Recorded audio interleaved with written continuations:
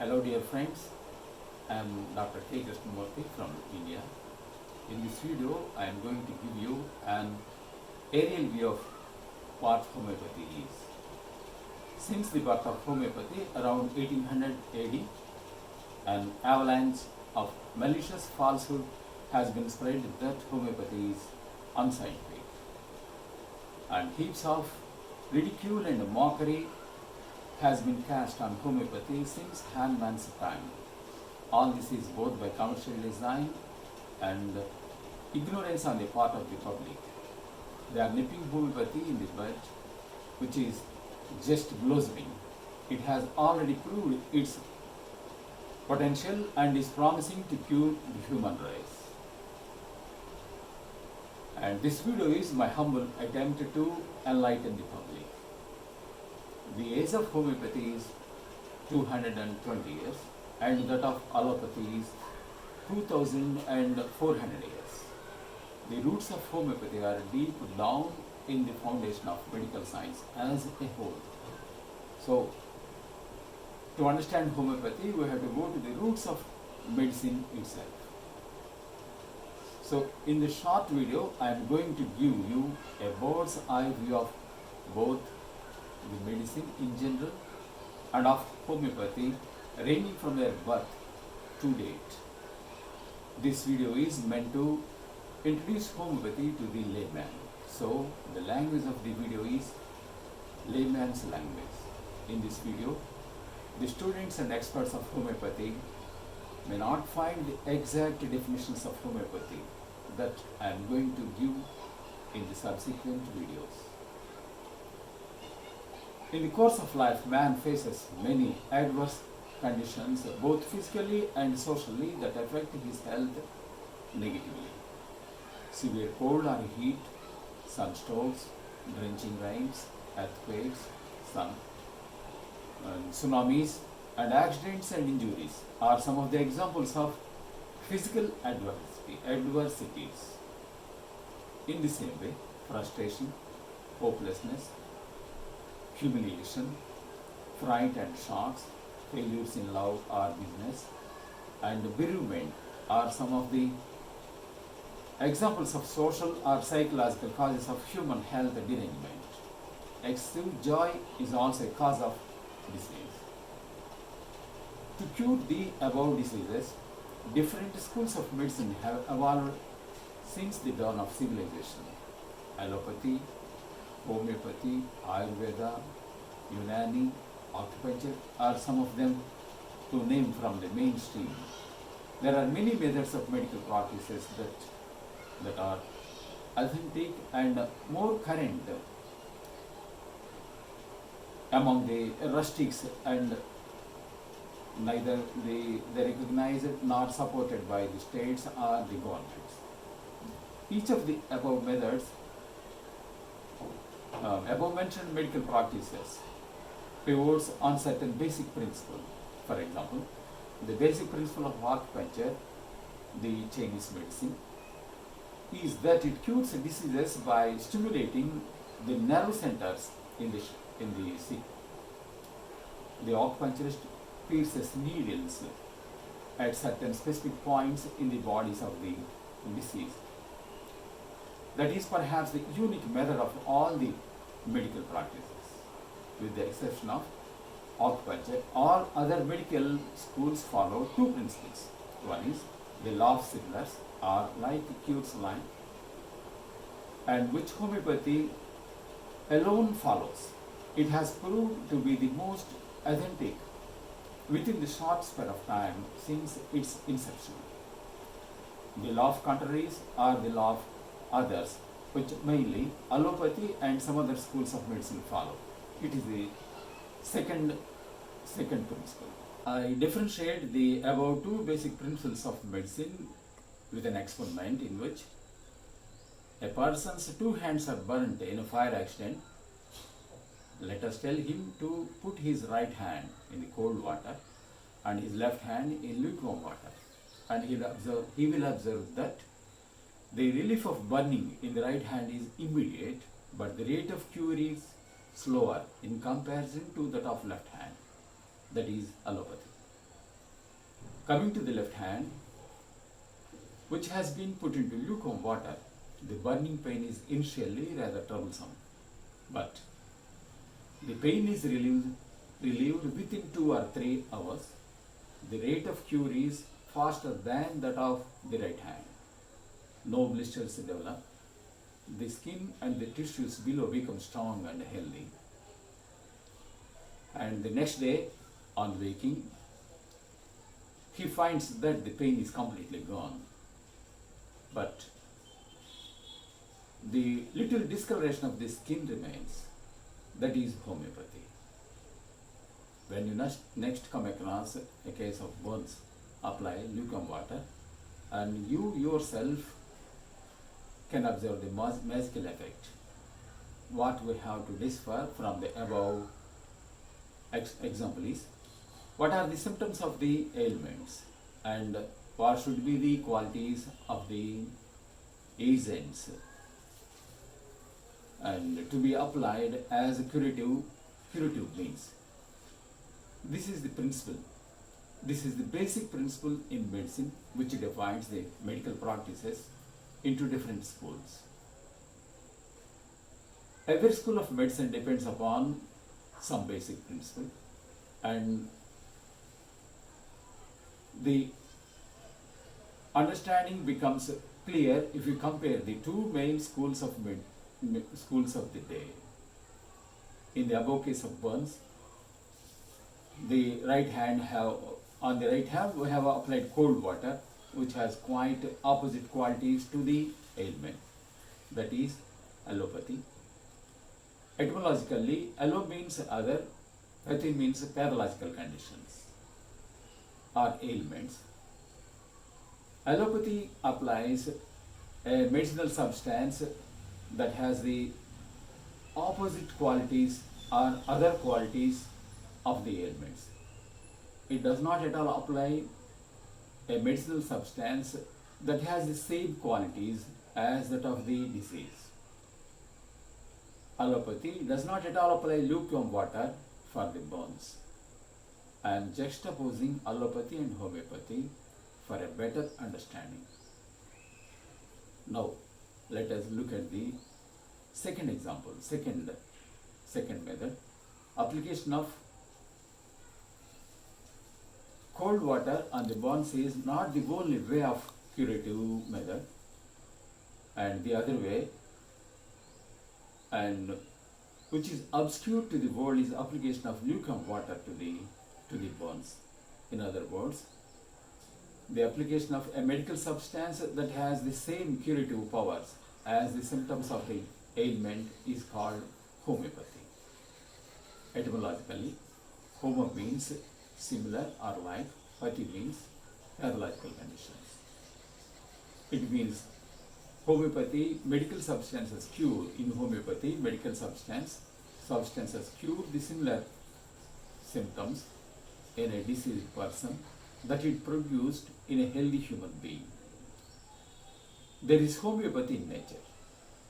We use it daily without knowing that it is homeopathy. For example, when we are hit with a hard substance on any part of the body, we immediately apply pressure on the part instinctively.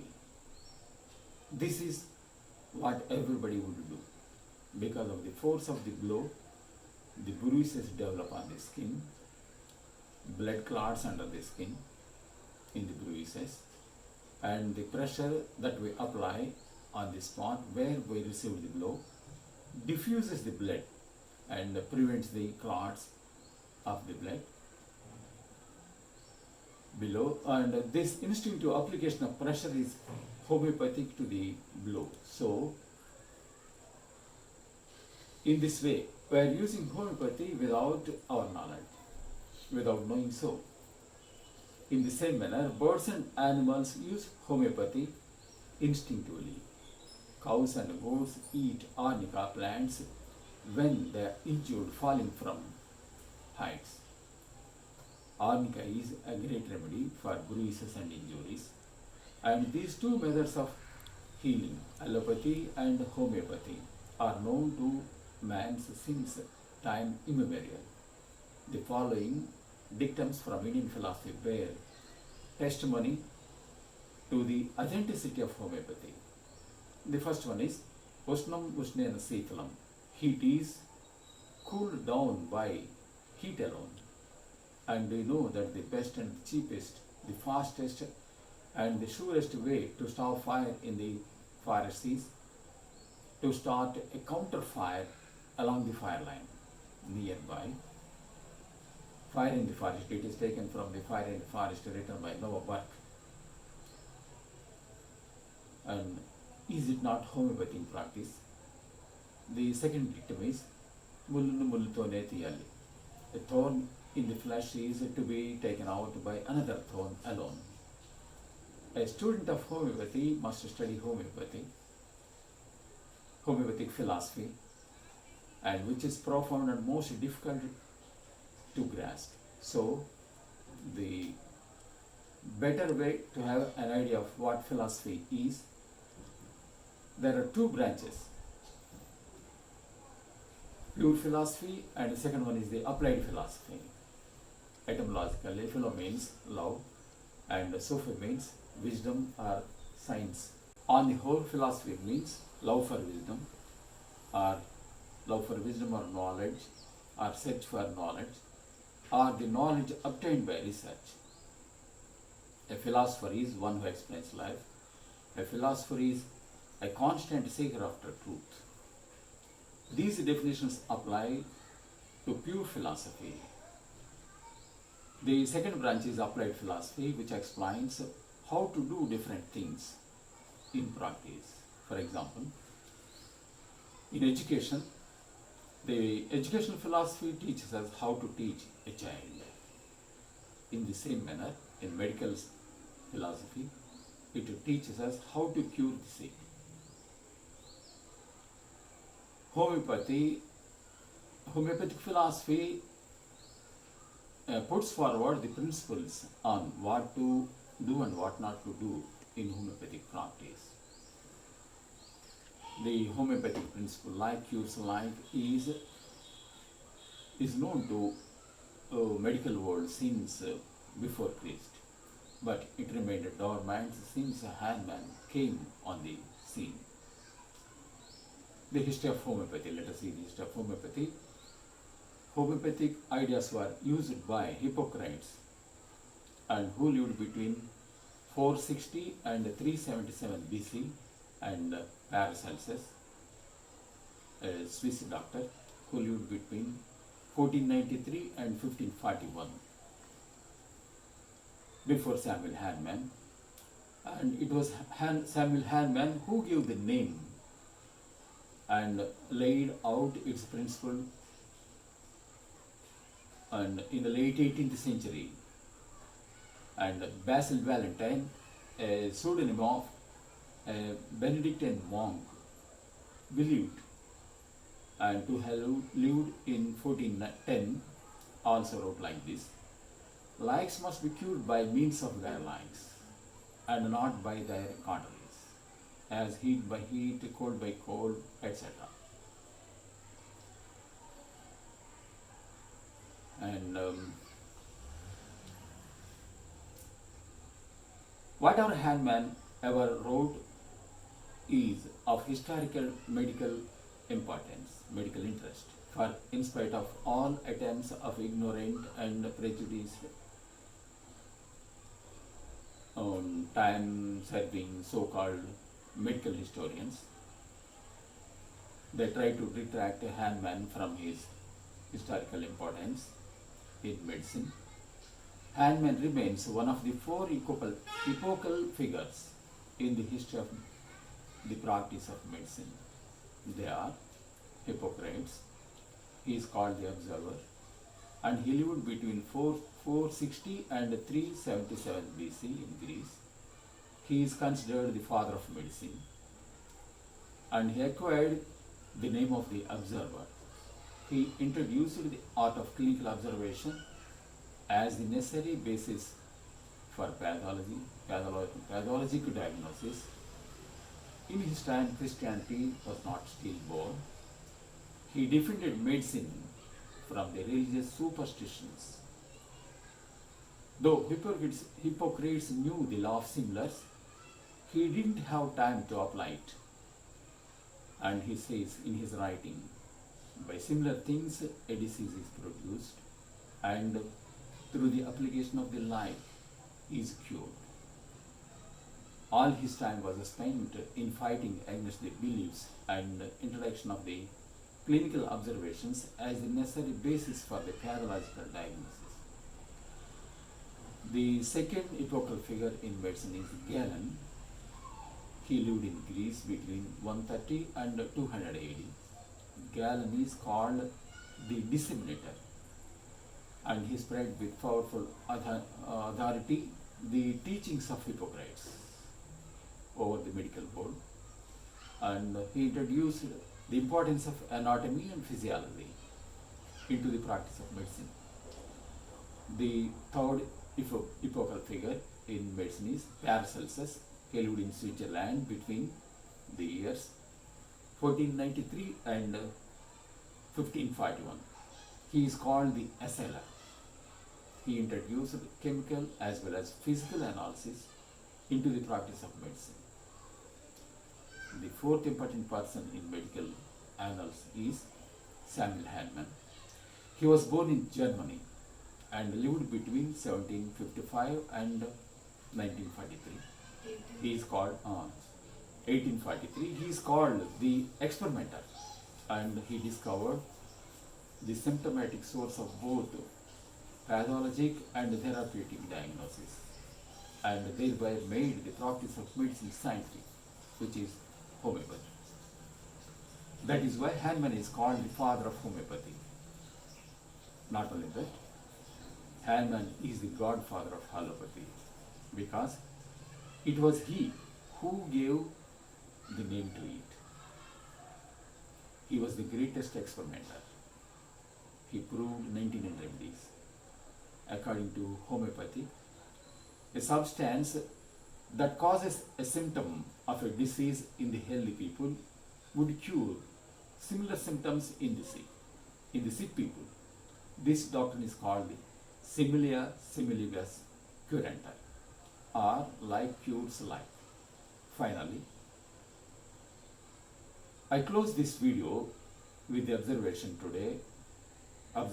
today more than 90% of people think that homeopathy is old and outdated. There is no more ignorance than this. This fallacy is because of the lack of knowledge on the part of the public. Regarding both the past and present. The age of allopathy is 2400 years, whereas that of homeopathy is 220 years, which is old and which is modern. Homeopathy is the most modern, the most scientific, and the most dependable, and more than anything else, contemporary society is in dire need of it now. Homeopathy is the finest flower of medicine. Herewith, I request the viewers to send their opinions to me. A detailed discussion will follow on your opinions. I dedicate this video to my teacher, Professor George Vithokas, Greece.